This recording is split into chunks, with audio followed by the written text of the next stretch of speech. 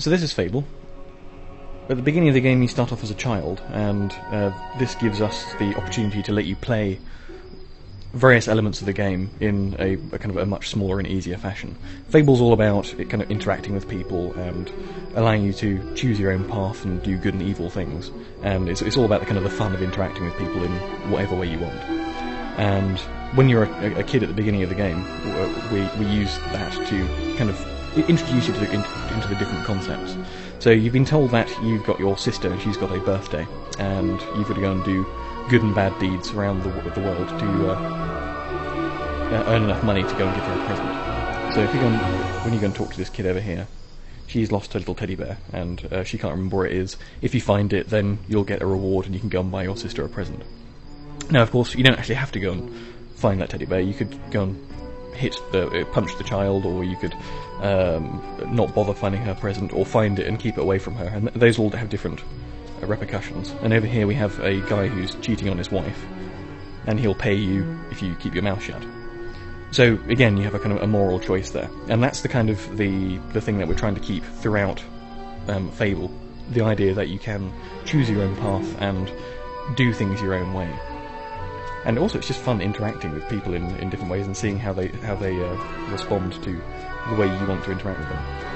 Up here as well, we have a child who's being bullied by a teenager, and what you can do here is you can either help out the bully and start beating the child up yourself, or you can go and fend off the bully and save the child.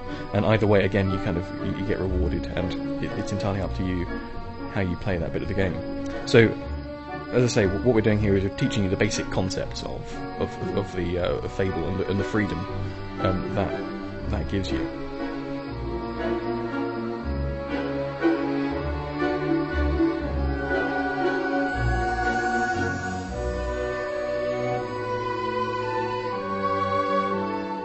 Yeah, so you found the teddy bear, and you can go and give it back to Rosie if you want.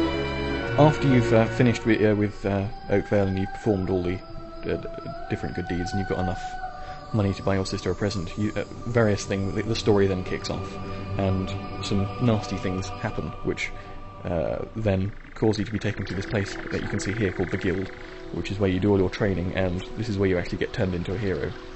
Once you've learnt all your heroic abilities and things, you then start going out on your first quests. One of the problems we've had in the past when playing role-playing games is it's very hard to actually... some people find role-playing games very, very easy, and some people find games very, very difficult, and it's very hard to judge the difficulty level.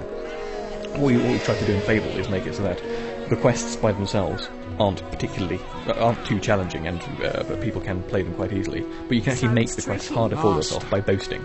So you stand on that platform there and you boast that you can do the quest without any weapons or within a particular time period, and you can choose your own difficulty level and you'll get rewarded depending on what you choose.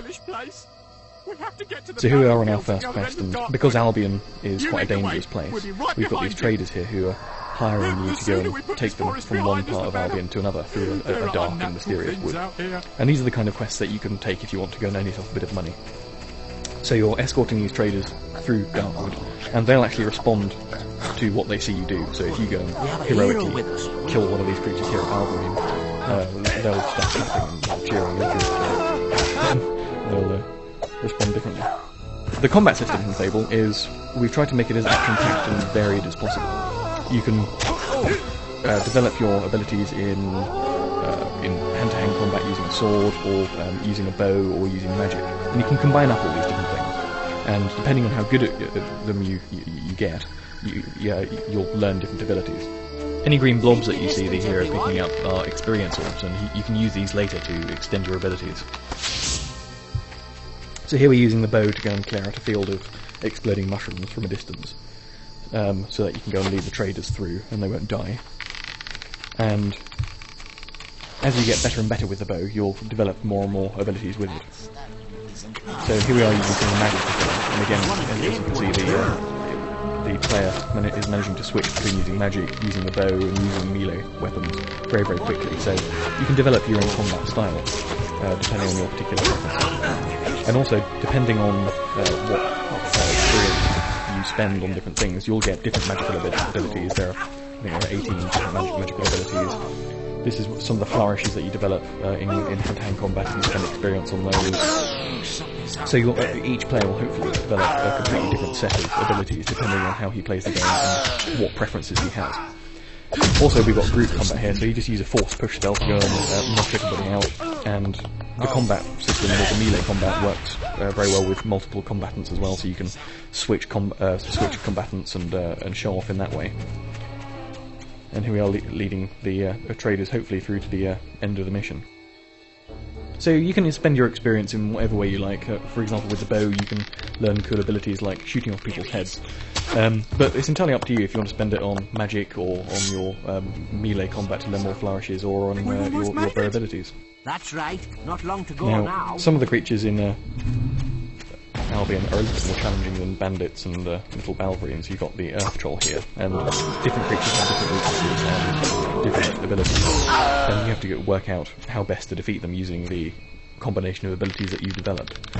So the Earth Trolls are much easier to take out from a bit of a distance. Some creatures are much better if you use melee combat with them. And once you've finished with a particular quest, you can then go back to a town and see how people then perceive you. One of the key features of Fable, as we mentioned in the Oak Vale section, was how you interact with people and how people respond to you.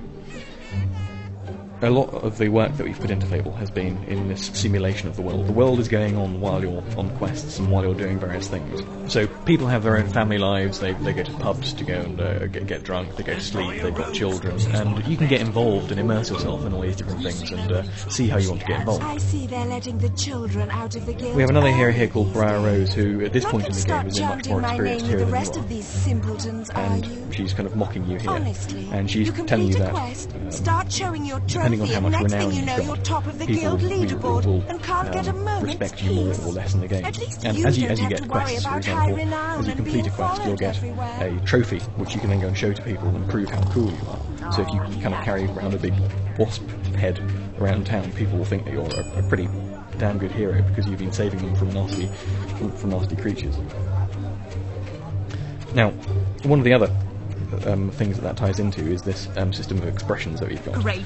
Depending on how what you've been doing in the game, you'll learn different ways of interacting with people. So you can flirt with people, you can sneer at people, you can fart at people, you can make various inappropriate sexual advances if you've learnt those particular abilities. All I ask is and a people romantic respond gesture. in a number of different ways, depending on what they perceive you are like. If you've been nasty to people in the past, then they'll be a bit wary of you. If you've been flirting with the same person for a very long time, eventually you could get married to them, for example, if you start giving them gifts and start wooing them.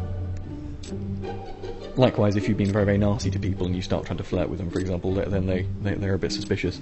And it's also all based on your appearance and your renown as well. So if you wander around town naked when nobody knows who you are and start trying to flirt with people, then they'll just find it funny. If you start being nasty to people while you're wandering around town while you're naked, then they'll find it a bit creepy, really. Please obey the law.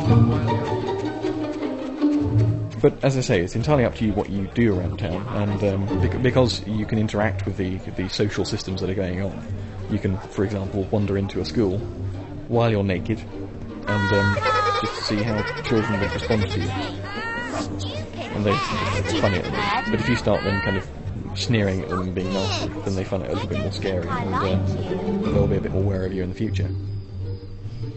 Things change quite a bit if you're more famous and you've been doing cool things around the world. Your appearance also very much affects how people perceive you and respond to you, and that's partly affected by the clothing and the hairstyles that you can choose in the game, and also your appearance is very much affected by how you play the game as well. If you've got lots of money, everybody knows who you are, and you've got a house, for example, and you bought a house, or you bought lots of shops, everybody will know who you are, and if you start flirting with women, they'll find you quite an attractive prospect. And as I said, you can get married, your wife will move into your house, You busy later? and you can have a lovely home life while you're off doing quests and lots of other things as well.